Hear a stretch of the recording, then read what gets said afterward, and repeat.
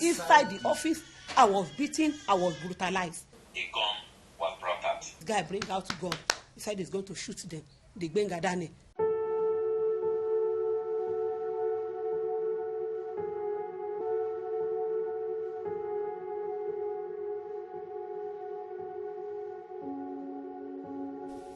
Sadiq Atunda is an investigative journalist. One day, he received a phone call that stopped him cold. The police had taken his wife, an infant son, in his place. The law forbids this. Yet, a breastfeeding mother and her baby were held for hours because a journalist was doing his job. Absolutely injustice. It was an injustice. It was an unprofessional conduct. It was not just unprofessional, it was unlawful.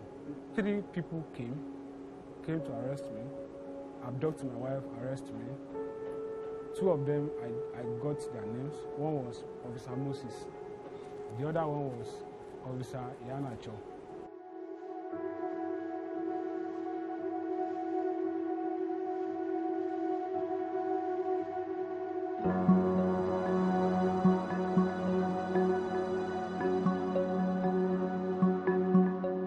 They took my neighbor back to our neighborhood. And they picked my wife.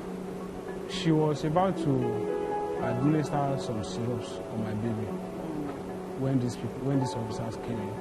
They collected her phone, and then they said she has to change her address and then follow them to the station. What have I done that you had to abduct my wife, my family, in my place?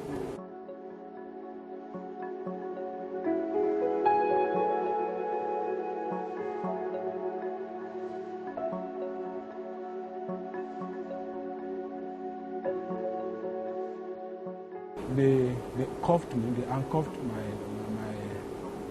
right hand. One of the officers was holding because it was a twin handcuff, so one part of the handcuff was on my right hand, and then one of the officers was holding, and then they had tightened it. And I was shouting that, let's loosen this thing, it's paining me. They said no. When we got to Owutu station, then they released my wife, gave her a phone, and that was something around 9 p.m.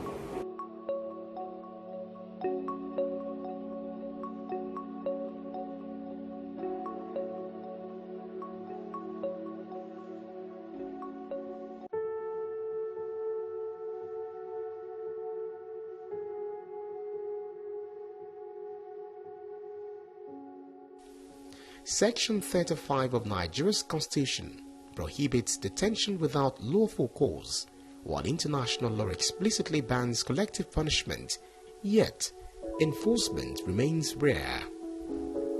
Hope for justice may remain unrealized as weeks turn to months and it seems life has moved on. This reporter decided to observe the system at work. The e-hailing driver he hired was stopped. 500 naira. 500 naira. Maybe not so big an amount, but certainly a massive system. How much do you make that you'll now be giving police dropping? How much do you give? How much do you give him?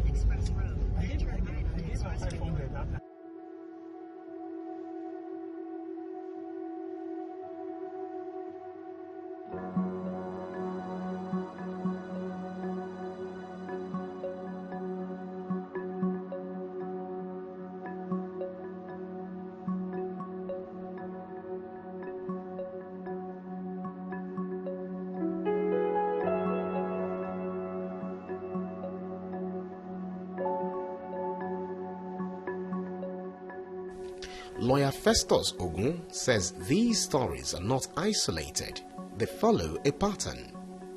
According to him, reform must go beyond slogans. The Nigerian police force is the most corrupt institution in Nigeria. I have experienced the Nigerian police force, and I can see that the very foundation of the Nigerian police force is built on corruption. The operational system of the police is built on corruption. You see that if you write a petition without corrupting the system, the petition will not be approved. Even for we lawyers, you write a petition, you will be requested to pay 50, 100,000 naira as the case may be for your petition to be approved. I can tell you for a fact that if you don't pay this money, that petition will not be approved. Most often than not, you dictate to the police, oh, I want this person to be detained. For a fee, you pay. The person is detained beyond the time contemplated by law. We still have cases of torture. We still have cases of extrajudicial killing.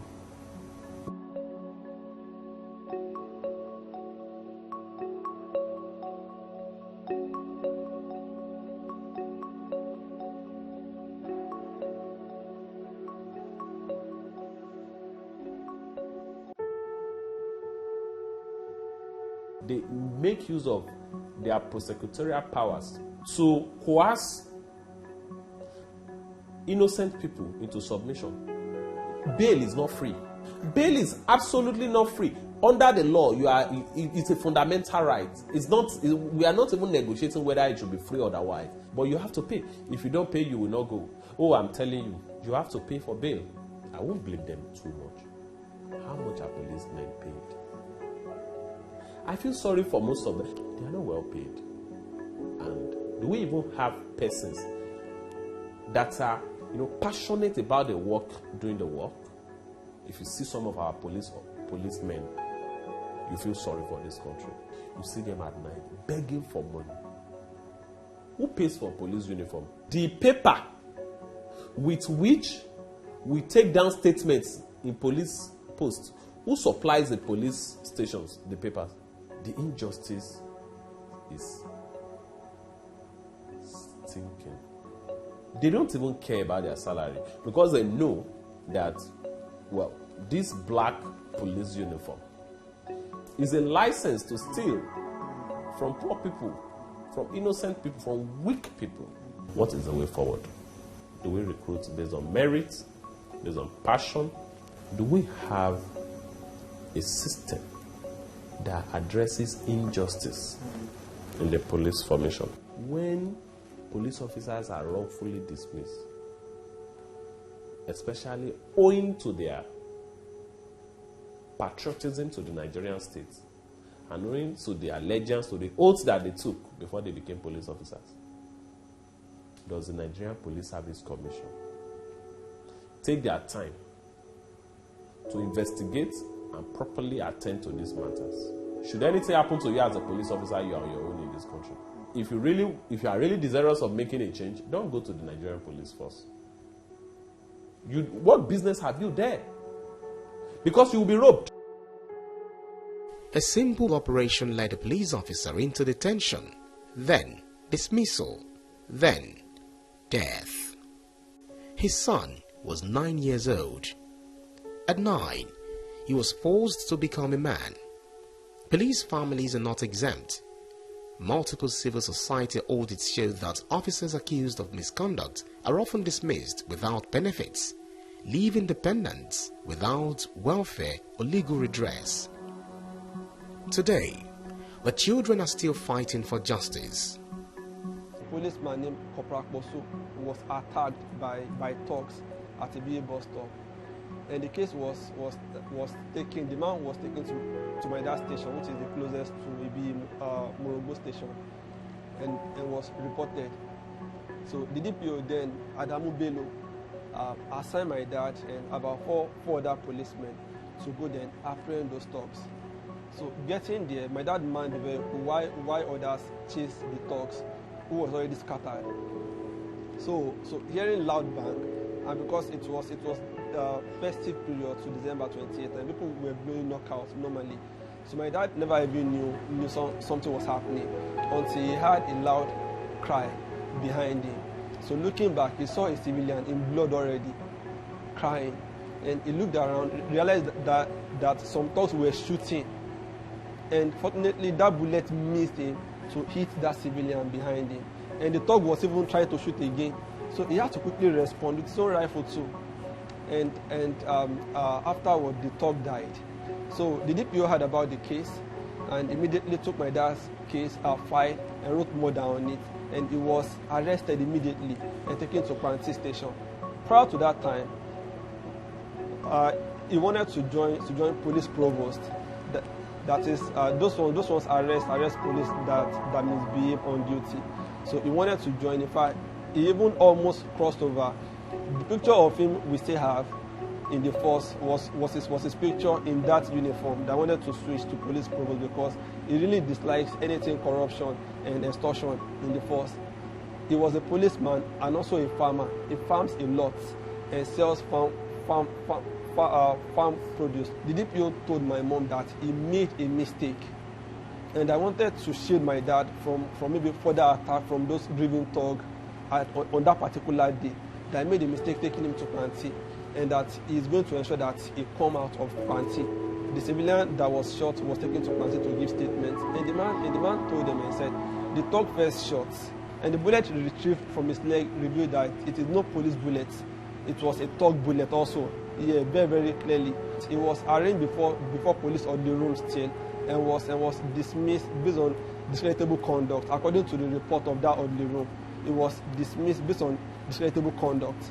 If he had committed murder, he would have been remanded. He would have been remanded in prison. There's no doubt about that. Right. So he was released, his salary ceased, everything ceased since then.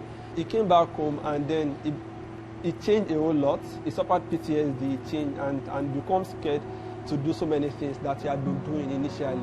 My dad was detained for 6 months and 1 day in Kwanti. I was in JSS1 then when this particular case happened.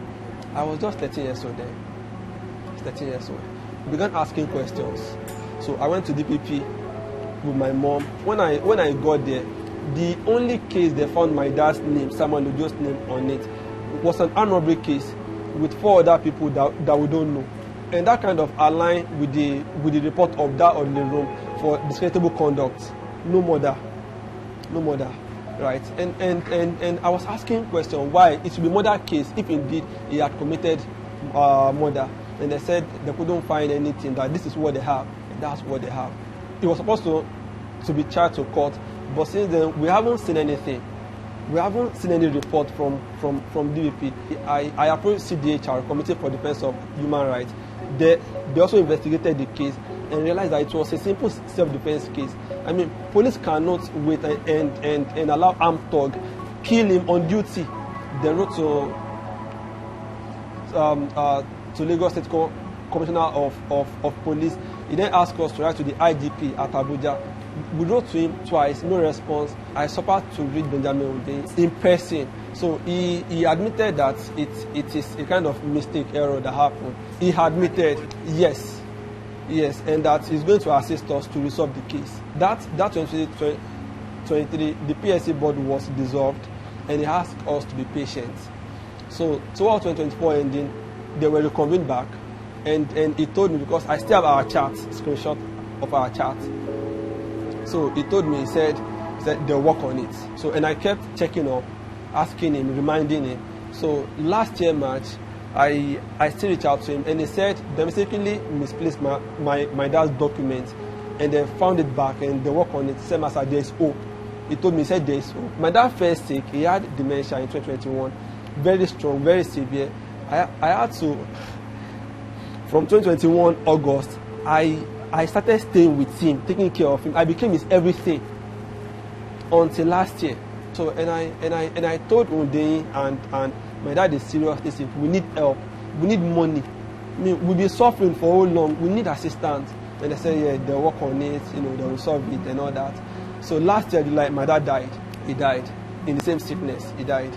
So and I reached out to Benjamin Hundeyin. I said, my dad is dead. And he said police failed him. The commission failed him, and I said, what about his case? He said he's still going to try his best. So it was at that point I got really angry and mad. Up to this moment, Hundeyin is no more communicating with me.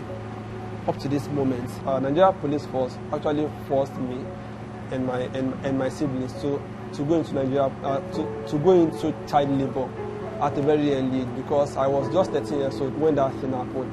And I began working inside for bricklayers. I began doing so many hard jobs to assist my mom and my dad as well. And I literally became the father of my family at that very young age. So, and my mom also, she sells fish. She sells fish, I mean, a petty trader. She had to start doing a whole lot to fend for a family of 6. There's a lot behind his case, and then we want police force to look into his case carefully. I still like the force because of the person my dad is. The police officers need to be adequately remunerated. A police officer that is hungry would most likely allow himself to be corrupted or is plainly going to be corrupt. The police does not have enough manpower. That's not even debatable. That's crystal clear. And for us to have a secure nation, we need the police. Olufemi Ajishafe served in the Nigerian police force for 35 years. He retired as an assistant superintendent of police, but not without scars. Ajishafe says he was arrested by colleagues, accused of robbery, illegal possession of firearms. He was imprisoned by the same institution he once served. I hated police when I was younger. I didn't plan to be a police officer. I was working with the Pata Nigeria Limited at the time. Some of us were sacked from that company, so I was jobless. A classmate of mine, my name is Sapsin Akinyemi. He asked me, Femi, how are you doing? I said, fine. Where are you working? I told him, I'm jobless. Why can't you come and join police? I saw him living comfortably, whereas even the person I was cutting with, I threw my load out. I was sleeping at the passage of that house. He said, if I join police, at least I will be able to feed myself. And that was December 1980. I sat for exam, I passed. So that's how I joined the police force. My colleagues said, armed robber used my ID card to rob along Lagos Ibadan Road. I was already an inspector. But I remember I lost my sergeant ID card. So I went to First Secretary, collected another ID card, my sergeant. Later, about a year later, I was promoted to an inspector. I submitted the one of a sergeant, I collected the one of an inspector. After about 3 years that this incident happened, that's the worst thing that ever happened to me. The so-called sergeant ID card that they said they used in that robbery operation was never shown to me. Then I told them, I said, I have my son affidavit, I have a file. I instructed my wife to go and photocopy it. Give me the photocopy. Submitted the photocopy to them. They investigated, they found it that it's authentic.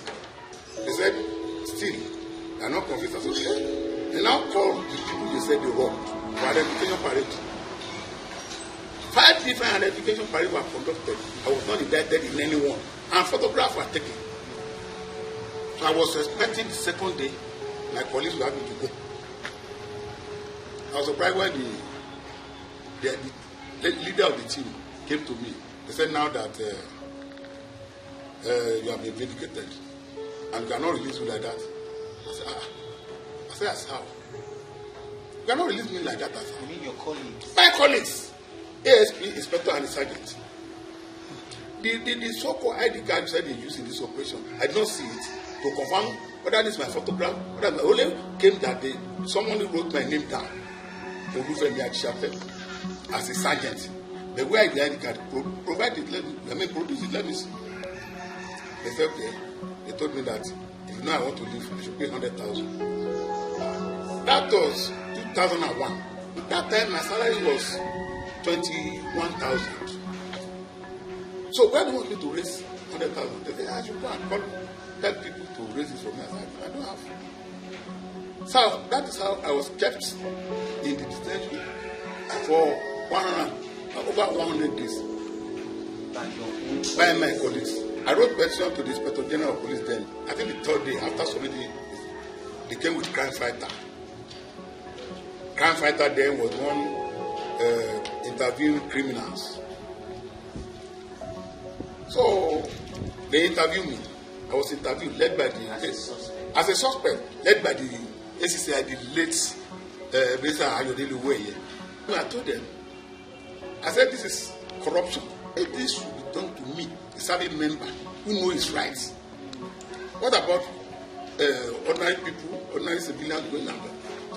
All the interview I granted, they muted my voice. They now started parading me on the television for that kind of for good 3 months. That this is an inspector of police who is specialized in snatching vehicle and long express road. Now, and look at him, he will soon be charged to court. Why was my voice muted? I was later charged to court. When they say court is the last hope of a poor man, I am now saying that court is not the last hope of a poor man. I can see that cases are being won now by the highest bidder. But the problem that I was kept within the hardened criminal, armed robbers, in where there is no, you cannot even see lights. The second day myself, I was charged to court. I spent good 2.5 years in detention at the Abeokuta prison.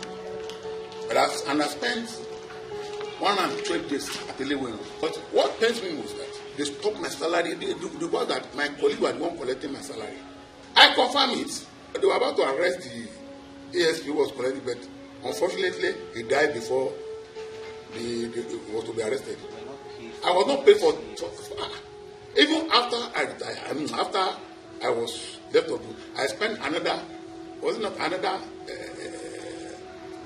5 years before I was reinstated, and they never paid me a dime. For 9 years, they never paid me a dime. It baffles me. No, it baffles me. I personally, I cannot do that to my colleagues, to any other one. That is why police have no value. To call yourself a policeman in the public, it will scare you. Because people will look down on you. It was July 21st, 2004. That was Judgment Day. I was discharged and acquitted on the 3-count charge. Armed robbery, conspiracy, armed robbery, unlawful possession of firearm. The problem with the police is corruption. We've also had cases where people have gone to police station, the police station to report a crime, and they have been detained themselves. This is why I say the police world is commercialized. It wasn't like that when we joined the police. But the police job continued to go was every day. When a policeman or a policeman is going to work, he'll be calculating how much he's going to make that day. You can just imagine police on duty are doing contribution, daily contribution. People collecting a job, they will come every day, give them card out of the money they make in a day. How do they make the money? From bribery. So policemen are armed robbers. There are no doubt about that. So policemen are kidnappers. There are no doubt about that. The point is, out of 12 disciples of Jesus Christ, one was a betrayer. You know, there are some few policemen that doesn't collect bribe, but it's only just about 1%.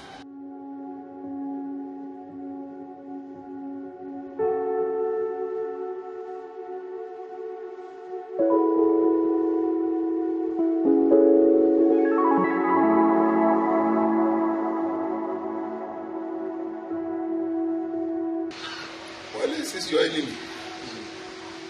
Police, they are your enemy. They are not your friend. They can only be your friend when they want to get something from you. Otherwise, they are your enemy. When you see them acting, they are acting not because of the job, they are acting for what they will derive from you. That's all. I just teach the gospel truth. And I will never advise my students to be police. Police commit an offense, they take him to provost marshal for trial, they demand money from him there. He paid the money. Instead of punishing him, they allowed him to go. I will not commit another offense again. Between 2018 and 2024, less than 10 police officers were publicly convicted for rights abuses, despite thousands of petitions filed annually. This unitary police formation is not working. Will never work. There should be community policing. That is how it is everywhere in the world. According to data from the Nigeria Bureau of Statistics, Nigerians spend an estimated 675 billion naira annually on bribes, with roadside extortion accounting for a significant share. Another stop, another payment. But one would ask, are policemen not paid a salary? While the begging culture, until accountability replaces impunity, until justice becomes more than a promise, who is policing the police?